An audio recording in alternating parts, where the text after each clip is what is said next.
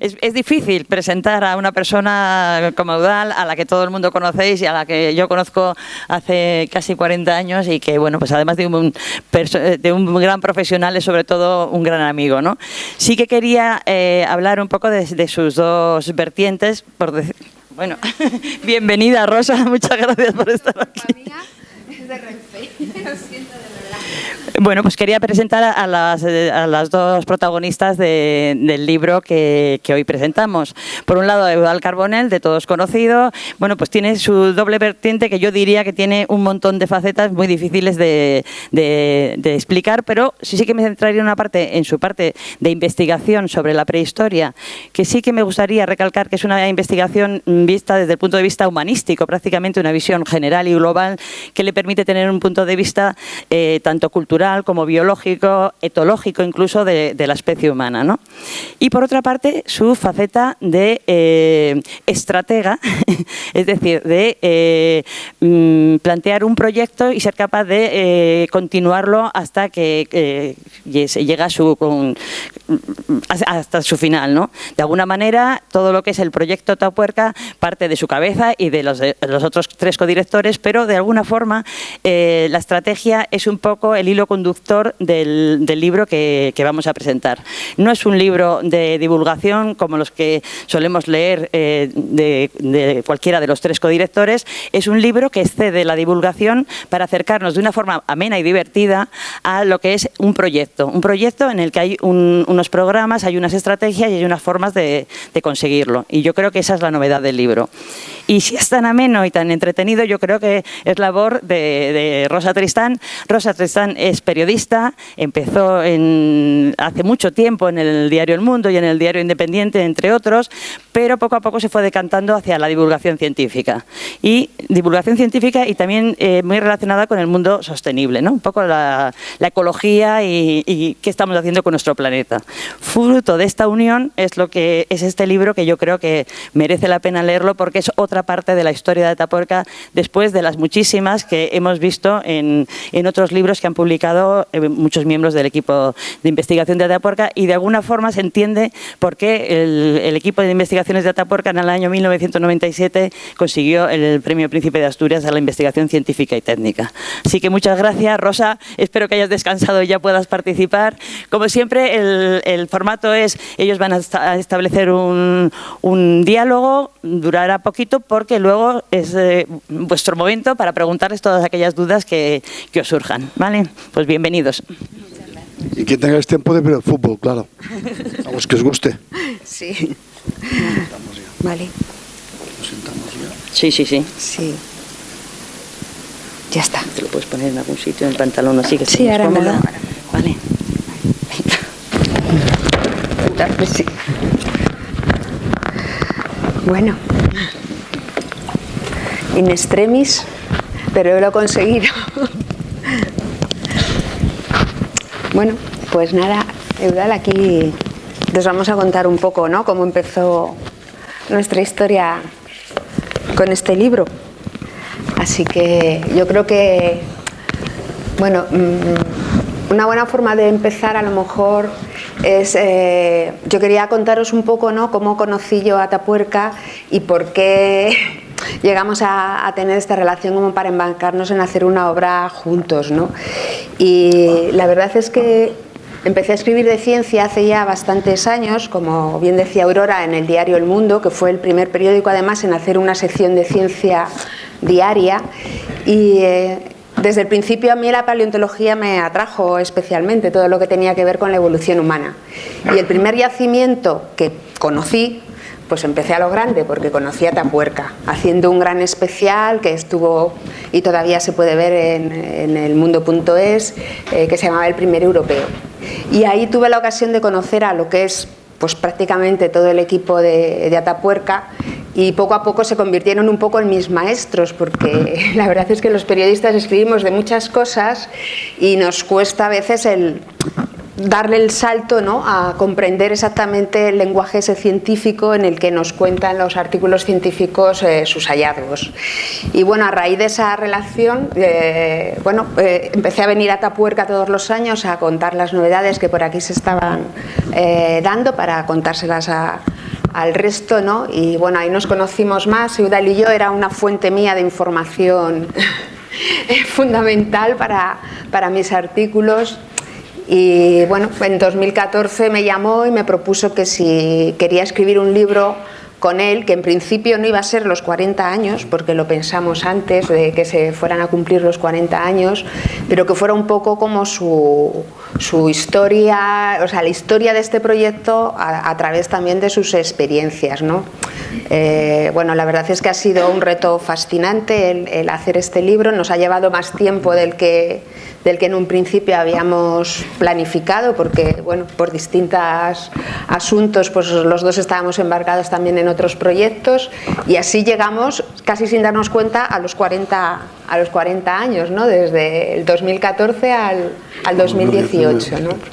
Y bueno, sí que me gustaría, Eudal, que les contaras tú un poquito, ¿no?, el por qué querías hacer justamente ahora este libro, ¿no?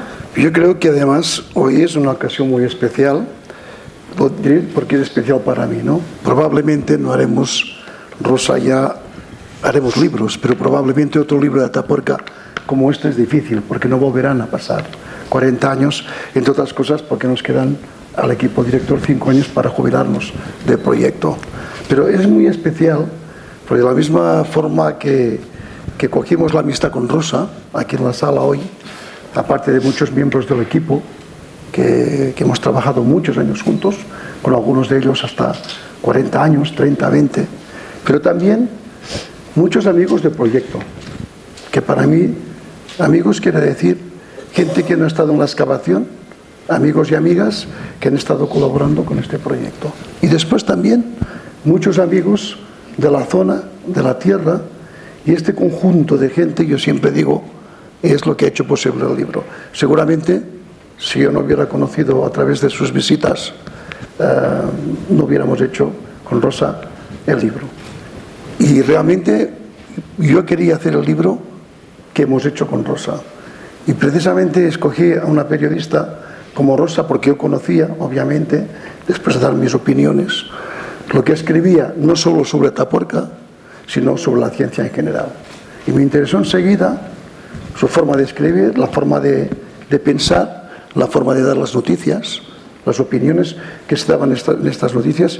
Y yo pensaba que este libro necesitaba este concurso. Muchas veces, cuando los que estamos acostumbrados a la investigación, empezamos a escribir pensando que todo el mundo ha hecho el mismo proceso que nosotros. Y esto es un error que no tenemos que corregir en un artículo científico. Es al revés.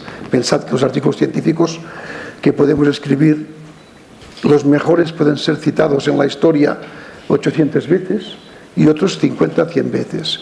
Y puede ser que algún artículo científico no sea leído en el mundo más que por 100 personas en Estados Unidos o en México, en Italia, en Francia y tal. Y queríamos que este libro realmente fuera un libro que explicara, ya lo he dicho antes en la presentación a Aurora, toda esta historia de Atapuerca, la historia antes de nuestra historia, pero también la historia de los yacimientos concebidos como cosas muy próximas en las que hemos dedicado tanto tiempo. 40 años, yo siempre digo, no han pasado en vano.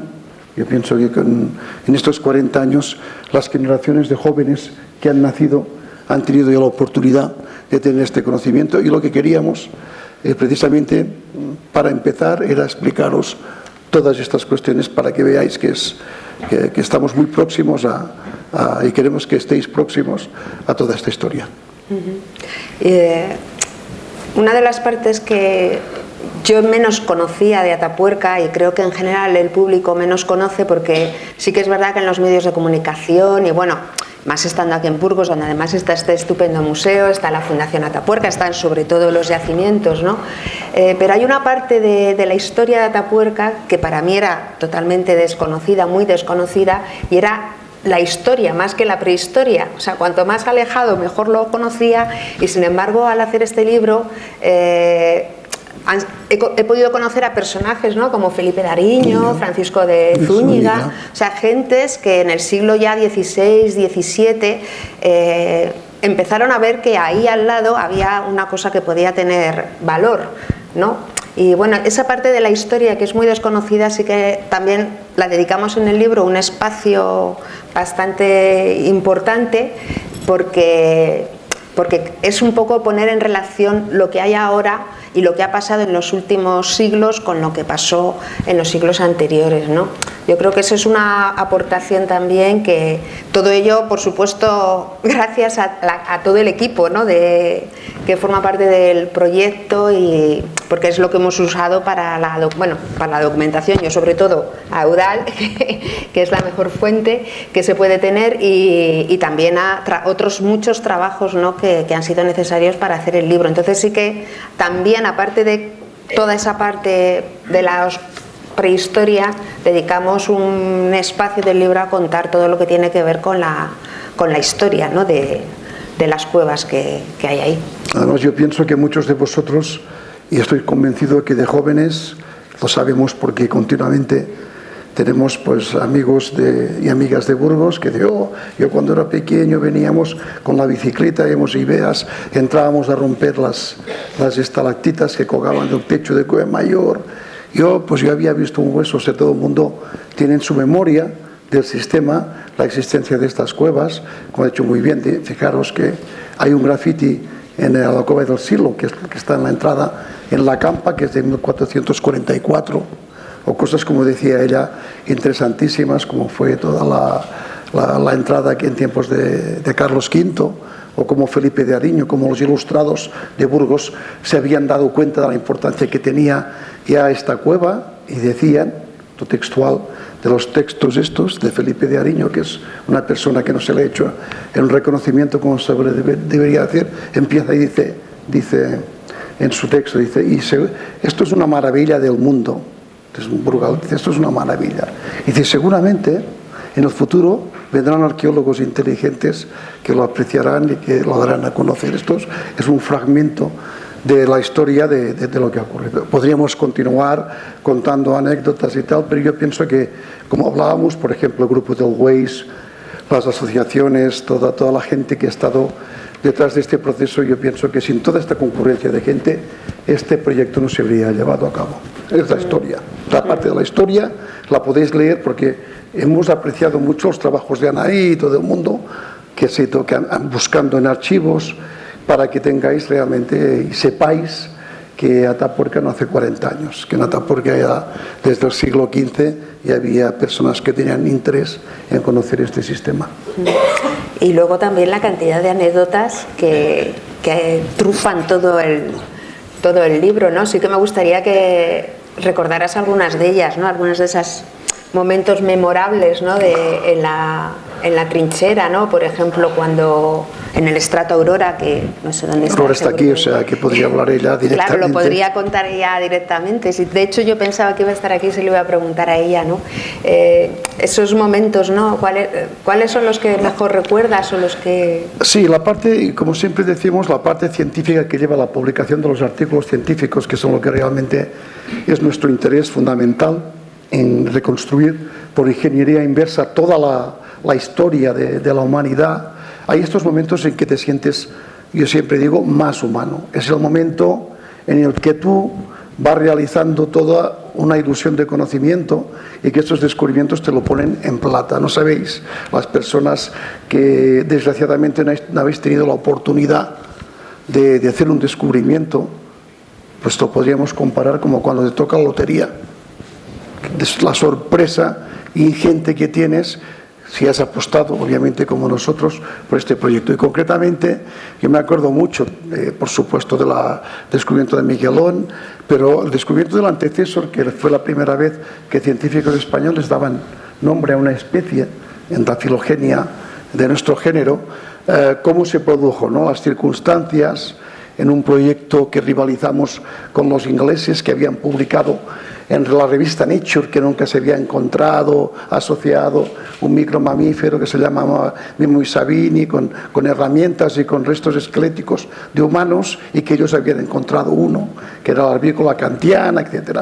Hicieron un protocolo científico y nosotros en 3 meses destrozamos el protocolo científico y demostramos que Atapuerca, sin duda, era el yacimiento más antiguo. Aquí en la sala, en este proceso, ha participado gente como Parés, las discusiones y otros, datando. Pensad que nos las estábamos jugando con el mismo Sabini, pero también cuando se hacía el paleomagnetismo éramos conscientes de que si no se repetía, que si había algún problema, y publicábamos, como hicimos en Science, la antigüedad, y estaba mal hecha, el prestigio de nuestro equipo podía quedar anulado por una noticia mal contrastada y mal hecha. Y fue cuando empezamos la serie, todos muy conscientes de que nos estábamos jugando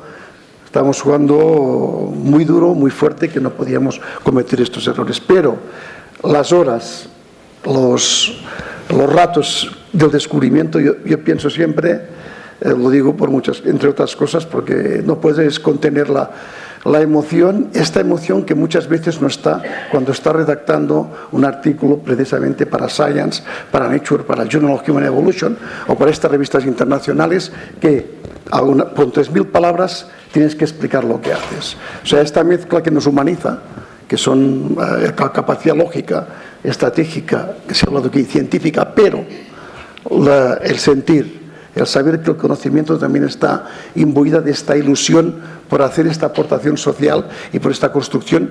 Yo pienso que esto es muy importante y en el libro se transmite, se habla de eso, de acompañarnos en esta ilusión. Nosotros lo vivimos en primera persona, pero estoy convencido, aquí básicamente todos o vivimos en Burgos o ya somos burgaleses, estoy convencido que cuando se publicó en la revista de los periodistas, todos realmente impresionados por el descubrimiento que se habían hecho. Y como sabéis, no ha sido una sola vez. Fue cuando encontramos a Miguelón, fue cuando encontramos a Antecesor, fue cuando encontramos los restos de 1.300.000 elefantes, y ha sido con los neandertales. Ya tenemos todas las especies que hay en Europa. Sí, que cuando empezamos el libro todavía no estaba confirmado que hubiera neandertales. En el mismo proceso aparecieron por ahí, ¿no? Una de las cosas también que más llama la atención de este proyecto es la capacidad que ha tenido de divulgar los hallazgos que se estaban haciendo, o sea, de que no se quede en una cosa de un grupo de científicos que hacen un artículo y cuando sale publicado salen las noticias, sino esa capacidad de convertirse en un proyecto con un ámbito y un espectro de divulgación muy amplio, ¿no? No solamente en Burgos, sino en toda España, incluso a nivel internacional, ¿no? Yo creo que ¿En qué momento decidisteis dar esa apuesta, ¿no? Porque no era solamente importante mantener el proyecto activo, sino además yo creo que darlo a conocer la gente de nuestra generación, que nacimos en la posguerra, nacimos en los años 50, tuvimos que marcharnos fuera para estudiar, para entender qué estaba pasando. Nuestras universidades, desgraciadamente, en muchos ámbitos eran muy poco competentes, había una gran anacronía en los conocimientos, y muchos de nosotros volvimos y teníamos muy claro que teníamos que contribuir a generar conocimiento en el país. Y yo de siempre pensé que había 3 formas de hacer esta colaboración, aportación a mi especie, ¿no? Una era la académica, era trasladar los conocimientos para que la gente se forme y pueda hacerlo como se ha hecho siempre. Otra era la investigación rigurosa y del máximo nivel, y sus publicaciones, por supuesto, internacionales, y que la otra precisamente era estar con los ciudadanos, estar con las personas que están a tu alrededor o que están en cualquier parte del mundo. Y realmente esto es lo que se hizo desde el principio. Cuando cogimos la dirección con Bermúdez de Arzuaga, desplegamos ya lo que ahora es una realidad. Los museos, los institutos 3 que hemos hecho, las fundaciones, exposiciones que hemos hecho en todo el mundo. Yo creo que esto refleja ya esta estrategia de fondo de convertir la ciencia en algo social y que las personas se incorporen no solo a la divulgación, sino que se incorporen al conocimiento científico, a los métodos, a las técnicas, a los avances que se han hecho, que hablaremos muy rápidamente porque lo que queremos es que preguntéis y discutamos, pero por ejemplo, ¿no? Ya que vamos avanzando, dices, ¿y qué ha pasado? Pero fijaros, hay cosas que son inconmensurables incluso para nosotros. Tenemos aquí en Burgos algo tan fundamental como el ADN mitocondrial y nuclear más antiguo secuenciado en nuestro género, en el género Homo. No hay otro lugar del mundo. No tan solo no hay otro lugar en Europa y Asia que hay las 4 especies que hemos dicho, es que hasta ahora, gracias a nuestros colegas en la colaboración con el Max Planck Institute, hemos conseguido que en eso también, ahora, hace los últimos 3 o 4 años, después de muchos años de intentar sacar albúminas y colágenos de los huesos de la sima, sepamos que están emparentados con los Denisova, que son los padres de los neandertales, y que estamos metidos justo en medio de esta gran transformación social y científica que irá habiendo conociendo nuestros orígenes. Esto para mí, con esta contribución, es tan importante porque está cambiando la forma de cómo nos vemos. Sabemos que los neandertales tenemos un porcentaje genético suyo, sabemos que también los tienen nuestros colegas asiáticos, los Denisova, incluso algunos de nosotros. O sea, empieza a cambiar la historia que nosotros habíamos estudiado hace 40 o 50 años, no tiene nada que ver.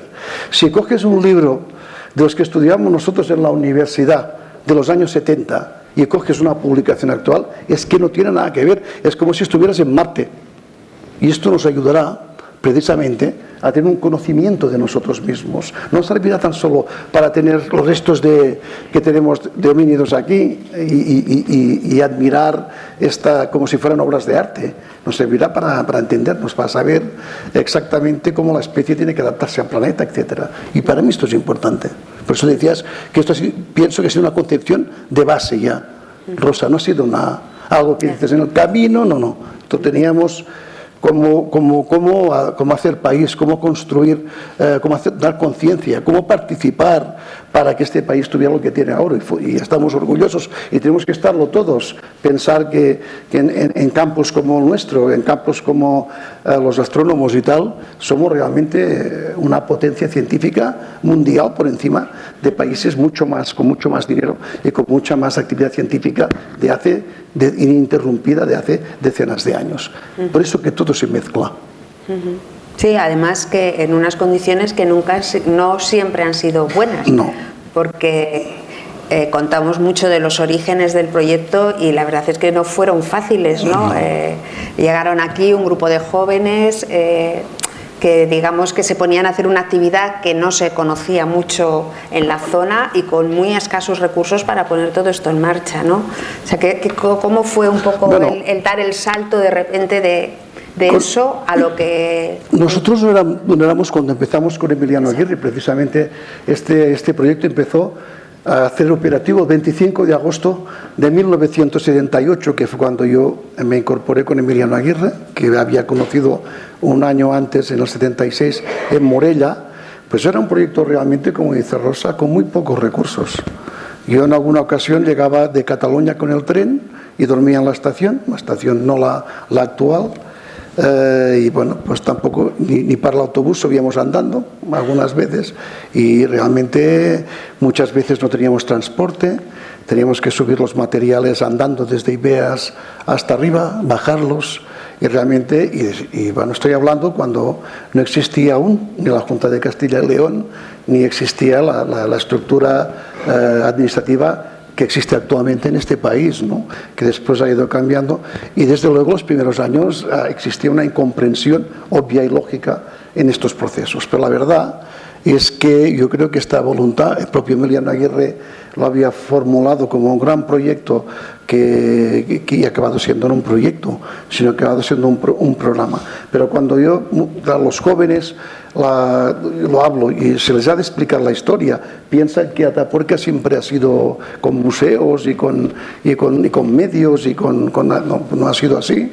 Ha sido un proyecto difícil, pero también tengo que decir que en el momento crucial, cuando hacía más falta, hubo a nivel de la sociedad un empuje importante que hizo cambiar incluso las ideas que tenía la administración, que curiosamente en la época no eran las mismas. Y aquí sí, que en la administración y en la sociedad civil hubo 2 o 3 personas relevantes que fueron las que impulsaron este proyecto. Por eso que es tan importante, no tan solo lo que decimos en el libro sobre el ADN, sobre la tecnología, sobre cómo eran estos homínidos, cómo funcionaban, cuáles son los descubrimientos más importantes, que aquí están todos explicados, y qué es lo que hemos hecho, sino cómo este proyecto se ha ido empoderando socialmente y cómo ha conseguido tener esta resonancia y sobre todo cómo ha cambiado la mentalidad de los jóvenes y cómo hemos formado, hemos contribuido, obviamente, a formar una generación de jóvenes que entienden la historia, porque es una historia científica, rigurosa,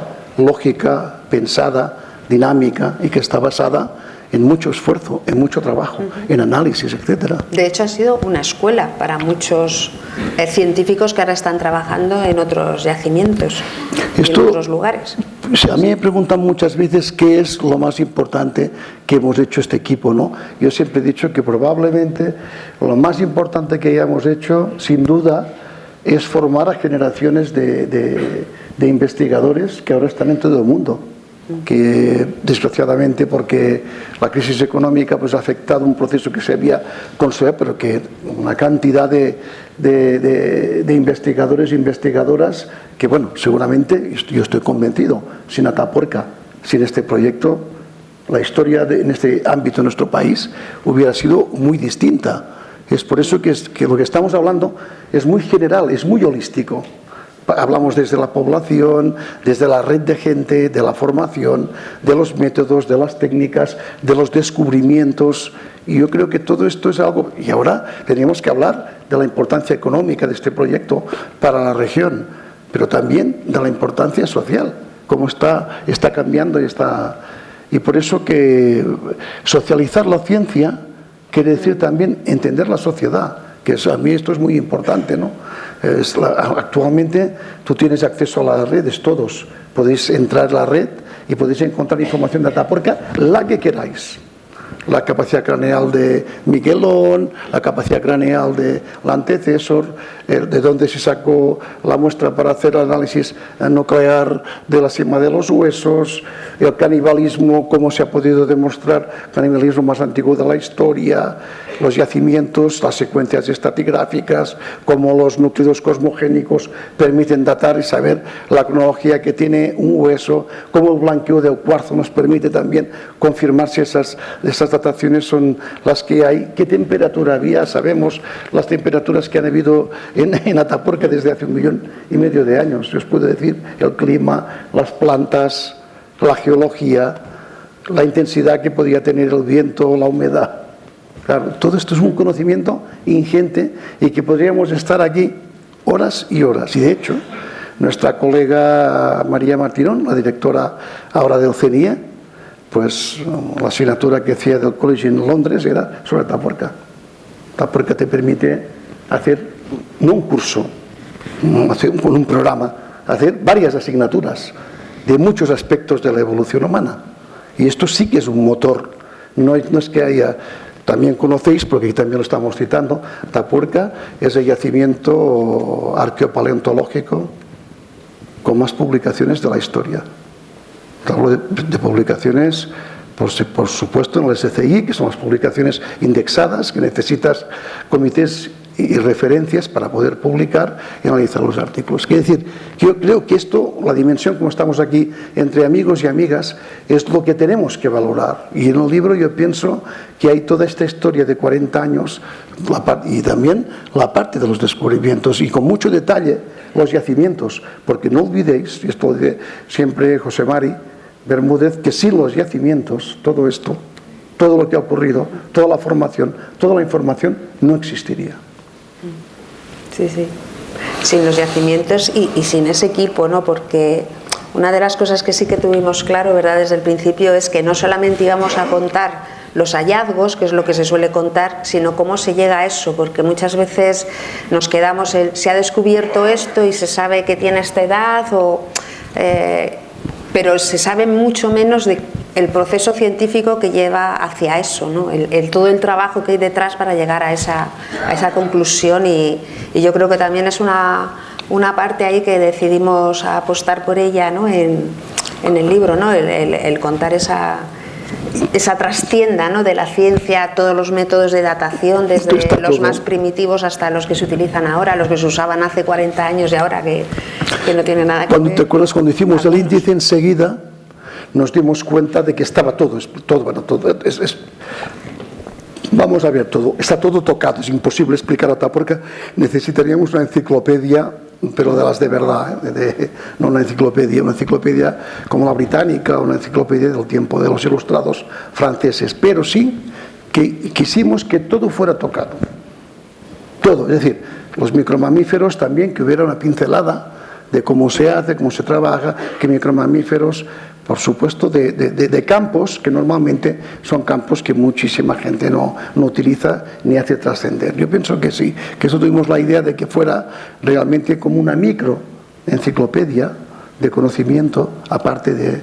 Y sobre todo, vuelvo a repetir, los yacimientos, que es de donde sacamos. Yo creo que la mejor forma de conocer esto es leyéndolo, teniéndolo, viéndolo.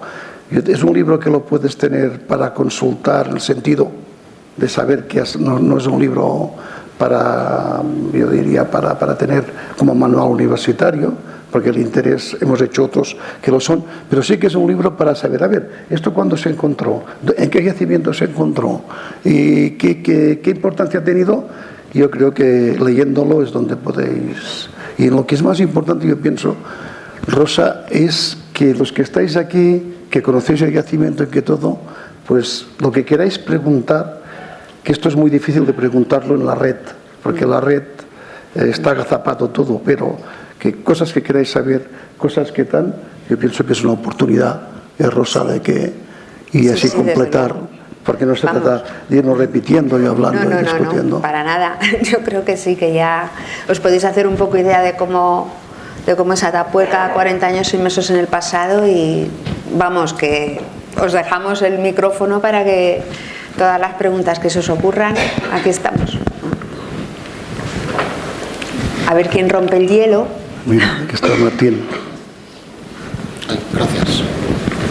Bueno, Eudal, nos has hablado de la dificultad de los principios, de un poco las técnicas que usáis, pero yo querría también resaltar una capacidad humana que tenéis, porque habéis sabido congeniar muchos colores políticos para sacar el proyecto adelante y infinidad de dificultades. Y eso solamente lo pueden hacer personas humildes, que para mí la virtud de la humildad en la gente es una de las mayores que se pueden ostentar. Entonces, pues yo darte las gracias en mío y de mucha gente que conozco, que están, además, luego también otra virtud que habéis tenido, no os habéis emborrachado nunca de éxito. Siempre os habéis... No. Sí. Éxito no. Sí. No, pero eso es muy importante. Éxito no. Es muy importante porque conozco otras personas con muchísimo menos interés que el vuestro y les pasa eso. Nada más. Como he dicho, muchas gracias en mío propio y en nombre de mucha gente que me rodea. A vosotros.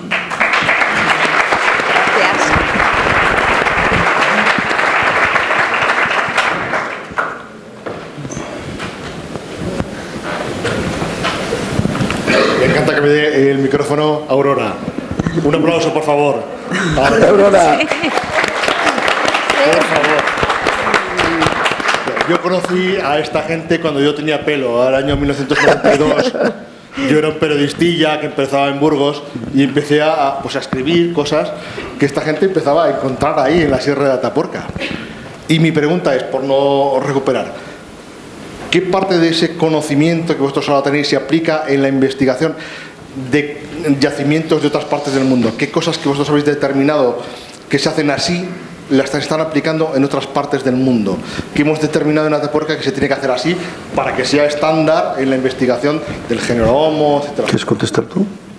No, mira, te dejo a ti.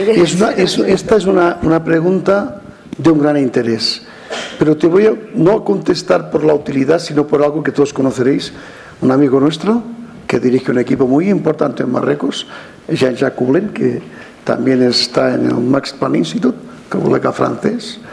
El descubrimiento del Sapiens, del homínido más antiguo de nuestra especie, en este yacimiento de Marruecos, para explicar la variabilidad de caracteres que tiene, se basan en nuestro principio que se aplicó para decir que Homo antecesor era antecesor de los neandertales en Europa y del Homo sapiens en África. Imaginaros la incidencia que ha tenido. Cuando descubrimos antecesor hubo una gran revolución diciendo que no, que esto no era una especie, que tal, que hubo una discusión muy importante, que bueno, no, claro, que los caracteres estos que tenéis de tal y tal, y resulta que al cabo de más de 20 años, cuando hay un gran descubrimiento sobre nuestra especie, científicos muy importantes, estamos hablando del jefe del departamento de paleontología de Max Planck, que son amigos, pero utilizan nuestra forma de interpretación de los fósiles para eso. Podríamos citar muchas cosas más, pero yo pienso que la forma de trabajar en equipo y nuestros planteamientos y nuestras hipótesis, después de 20, 25 años, empiezan a tener la consistencia. Y esto se debe, lo ha dicho ella, a la forma de entender el trabajo de equipo y en la forma que en nuestro país, los que estudiamos fuera, los españoles que estudiamos fuera, integramos tanto el mundo anglosajón como el mundo francés, de manera que aprovechamos lo mejor de estos mundos para hacer nuestra propia forma de comprensión de los fenómenos científicos, evolutivos y humanos. Y esto yo pienso que es lo que ha hecho que se haya convertido en un modelo. Conocéis muy bien que mis colegas de Harvard han venido aquí para estudiar el modelo de cómo unos científicos programan una estructura, hacen en este programa proyectos y acaban construyendo institutos, museos y tal, y se sigue cuál es el método y cuáles son las características estratégicas para concebir todos estos métodos. Y esto nos tiene que enorgullecer a todos. Y recordad que nos dieron el Príncipe de Asturias en el año 97, 97, que no me vaya de la bola ya, me hago mayor también, como todo el mundo.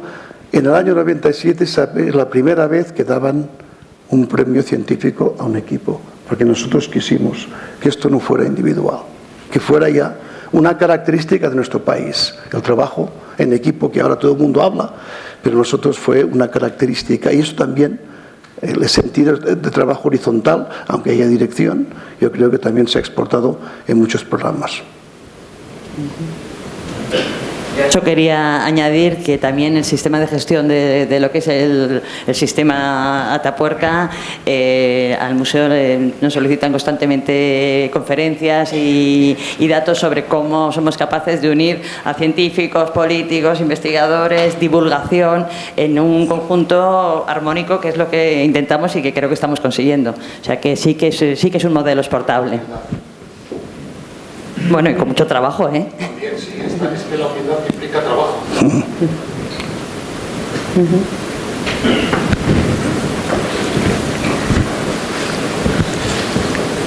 Amigo Julio. Sí, quería preguntar si el Homo antecesor ha sido aceptado como una especie diferente por la comunidad científica. Sí, el problema ahora ya no es que no haya sido aceptado, que lo ha sido. El problema es que ahora la comunidad científica estamos discutiendo que es una especie. Hemos vuelto otra vez, como ocurre, ya lo sabéis, sobre todo la genética, ¿no? Las técnicas de biosecuenciación, todas las formas modernas y todo lo que estamos descubriendo, todo lo que se está descubriendo, está poniendo en entredicho, en mi opinión, todos los sistemas de clasificación que se han hecho, en el sentido de que todos conocéis, ¿no?, que una especie biológica permite la reproducción, y la reproducción un sistema en cadena, ¿no? Pues está resultando, por lo que estamos sabiendo ahora, que nuestros genes han tenido inyecciones de genes de otros cronoespecies o subespecies o especies, y que por lo tanto hay un correlato. Hay algunos colegas nuestros que piensan que solo hay una especie, que es un Homo erectus, que hasta nosotros llega, y que todo lo demás son cronoespecies o subespecies. O sea, el problema que no es que el holotipo no está aquí aceptado, ya está aceptado, sin ninguna patento. Por ejemplo, el problema es por qué nosotros pensamos, y estamos discutiendo seguramente con Juan Luis y con José Mari y todo el equipo, en plantear si la cima de los huesos en realidad no es otra especie. O sea, no, porque Homo heidelbergensis es un holotipo que se hace con una mandíbula tiene mucha variabilidad. Nosotros tenemos 7.000 fósiles de la cima de 28 individuos y probablemente tendremos que darle, por las características comunes, son anteneandertales, pero no son neandertales. Y lo que está ocurriendo ahora es que no habrá discusión científica sobre qué es. Una discusión científica que nosotros empezamos, me acuerdo muy bien, cuando hicimos el workshop en Nueva York, no sé qué año era, cuando hicimos el workshop, que fue la gran discusión con nuestros colegas. Volver al inicio, a saber qué es una especie, cómo funciona, una especie biológica, una especie paleontológica. Cuando hablamos de especies en paleontología, hablamos de especies paleontológicas. Quiero que quede muy claro, porque biológicamente, si tú te puedes reproducir y se puede reproducir, quiere decir que biológicamente no puede ser una especie. Por eso, por ejemplo, ahora, que es muy interesante, y ahora ahí se está hablando mucho de la desextinción. Hay una serie de colegas que están trabajando. Vamos a estar ahora en Yakutia para ver este semen que han podido separar de un mamut fósil, porque hay varios intentos coreanos, japoneses y los propios rusos, como sabéis, de clonar un mamut a través de los ovocitos de una hembra de elefante asiático.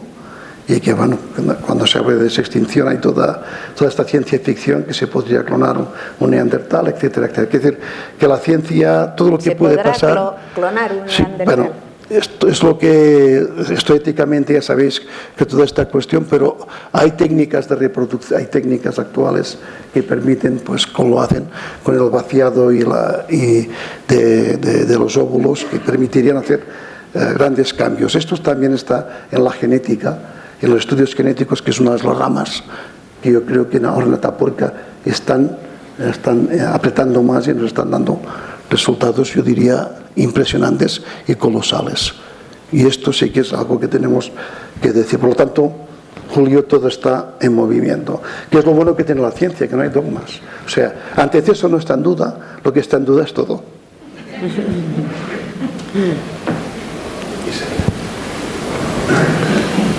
¿Alguna otra pregunta? Nada, bueno, pues si no, yo tengo una pregunta que hacerte. La última, sí, que no hemos hablado un poco del futuro, ¿no? Porque sí, todo el rato estamos hablando del pasado de Atapuerca, pero también me gustaría que contaras un poco, ¿no? del futuro, ¿no? Del futuro de Atapuerca como proyecto, de aquí a cuando sea, porque parece que es una mina inagotable, y también del futuro nuestro, ¿no? Como especie, ¿no? Eso también yo siempre cuento, y lo he escrito ya muchas veces. Cuando vine aquí, pues hace 40 años, veníamos de la universidad, que nos habían contado que sin conocer el pasado, el presente y la transformación del futuro, una cosa con mucha complejidad, muy difícil. Y los historiadores, yo hice historia, pues geología. Y ahora, después de 40 años en Atapuerca, lo que os puedo decir, empalmando las dos cuestiones que estás planteando, es que si no sabemos la especie, qué queremos hacer en el futuro, lo tenemos mal. Esto es importante saberlo. Porque si no sabemos qué queremos hacer en el futuro, cuando digo no sabemos qué queremos hacer, quiero decir muchas cosas. Por ejemplo, ¿cuántos queremos ser en el planeta? ¿Cómo queremos que la energía sea útil para todos? ¿Cómo podemos repartir las materias para que nuestra especie progrese de forma consciente? ¿Cómo organizar los sistemas económicos y sociales para preservar el equilibrio termodinámico del propio planeta, porque estamos interviniendo en él?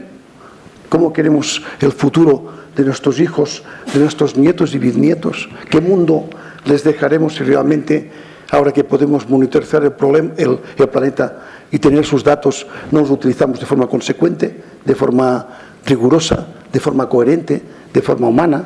¿Cómo humanizarnos? ¿Cómo tener un pensamiento crítico? Etcétera, etcétera. Pues yo creo, lo digo con toda claridad, Atapuerca es un gran instrumento de cambio para esta visión de tipo paleoantropológica, crítica, histórica, que estamos planteando los que hacemos, como se denomina ahora, autoecología humana. Que estos son los cambios que se han producido en las disciplinas y que nosotros hemos contribuido a que se produjeran sobre la autoecología humana, que quiere decir cómo los humanos se han generado a través de adaptaciones y adquisiciones, han generado las estructuras sociales, culturales en el planeta. Y esto, Atapuerca y nuestros discípulos, colegas que van a continuar, tendrán mucho que decir, porque vamos hacia conocimientos transdisciplinares, que quiere decir que las disciplinas se van a ir fundiendo en estrategias de conocimiento analítico, pero a la vez sistémico, que nos ayudarán precisamente a prospectar nuestra especie. Y para prospectar nuestra especie nos hace falta conocimiento del pasado, nos hace falta conocer mejor Atapuerca. Pues nada, para conocer mejor Atapuerca, qué mejor que comprar el libro, que quiero decir yo, aparte de visitarlo, claro. Sí, ¿no? Eso es un poco el tema, ¿no? Sí que en alguna ocasión has comentado, al hilo de eso de que dices, ¿no?, que en el futuro todavía tiene mucho que decir, que es que no se ha encontrado prácticamente nada de todo lo que, con todo lo que sabemos ya de Atapuerca, que da para, no para esto, sino, como dice Eudal, para una enciclopedia, y todavía nos quedan muchas cosas. ¿Crees que quedan muchas cosas por encontrar que realmente van a revolucionar la historia de la evolución como yo pienso que sí, lo ha hecho Atapuerca hasta ahora? Yo pienso que queda, lo que hemos hecho en 40 años es un peritaje. Hemos arañado la sierra y la hemos arañado con criterio para saber exactamente, y lo estamos haciendo aún, diacrónicamente, qué ha ocurrido, cómo se ha construido aquella historia de la biocenosis, y recogerla toda globalmente, insistentes, recurrentes, para tener clara toda esta historia. Pero solo hemos arañado la sierra. Probablemente, si Atapuerca fuera una plaza de toros, con mucha probabilidad nos habríamos excavado un asiento de la fila 1. Es para que os quedéis con este mensaje. Y si fuera para compararlo, y todo el mundo lo conoce, los mayores más, es como Almadén, que empezaron a explotar los romanos el cinabrio, y aún se explotan sus minerales. Para que podáis entender lo inconmensurable de lo que tenemos aquí en esta sierra en Burgos. ¿Por qué se sabe que esa mina es tan rica? Es una pregunta. Me quería hacer otra pregunta.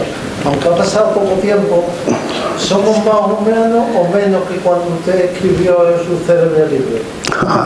¿Qué quieres decir? ¿Ha pasado del tiempo que hemos trabajado en Atapuerca? No, desde que usted publicó Aún no somos humanos. Joder, me estás preguntando. Sí, por cierto. Sí, me está preguntando. Yo he tenido mucho interés, y está muy bien que lo preguntes, en este planteamiento humanista del pensamiento científico, ¿no? Y ha pasado, de uno hacemos humanos debe haber pasado 20 años, 18, 15, bueno, menos. Me acuerdo, 15, menos, es que ya no lo sé, pues 15 años, pero precisamente... ¿Qué ha pasado esos 15 años? Vamos mejor. Me preguntas qué ha pasado en el mundo, ¿no? No, en el mundo, en España, en Atapuerca. Yo creo que... Sí, yo creo, mi opinión sincera, yo pienso que la revolución científico-técnica tardará en socializarse, es decir, en emprender en todo el mundo aún un tiempo. Y que cada vez que hay una gran revolución de tipo energético, social y económico, hay una gran pérdida de vidas humanas. Yo siempre recuerdo que la revolución industrial fueron 2 guerras mundiales.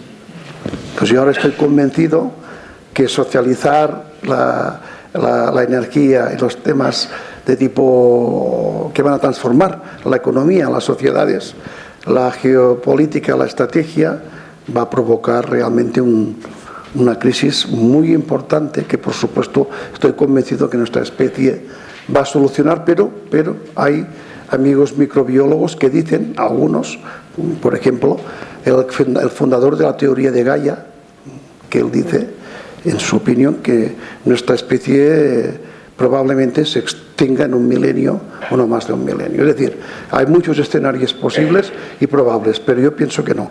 Yo pienso que esta gran revolución que va a ser la ciencia, la técnica al servicio de la sociedad, a la larga va a ir rompiendo todo este muro aún de pensamiento y de estructura anacrónica que tenemos todos, porque todos somos humanos, aunque nos estamos construyendo esta humanidad en el futuro. Y a mí me pregunta, ¿por qué se sabe que esas minas están riquísimas? Lo sabemos que Atapuerca es muy rico. ¿Por qué lo sabemos? Porque ya lo hemos sondeado. Ahora aquí, y con esto pienso que acabamos, porque hacemos sondeos con testigo continuo, que es una máquina que mete un tubo y saca un churro. Hemos hecho, y sabemos que prácticamente no hemos excavado nada, que todas las cuevas, los tapones de las cuevas, por ejemplo, voy a poneros un ejemplo, la cueva que vamos a excavar ahora era desconocida, la cueva famosa del fantasma, pues es una cueva que probablemente hay tiempo de excavación para 100 o 200 años. Lo sabemos porque lo hemos peritado, porque hemos hecho una estrategia ya para conocerlo. Dejaremos un gran legado a las personas que vengan a trabajar aquí. Y eso también es otra conclusión. La ciencia tiene que servir para hacer pensar y para este tipo de discusiones que tenemos aquí y que podríamos tener todos en casa. Os agradezco a todos y a todas y muchas gracias.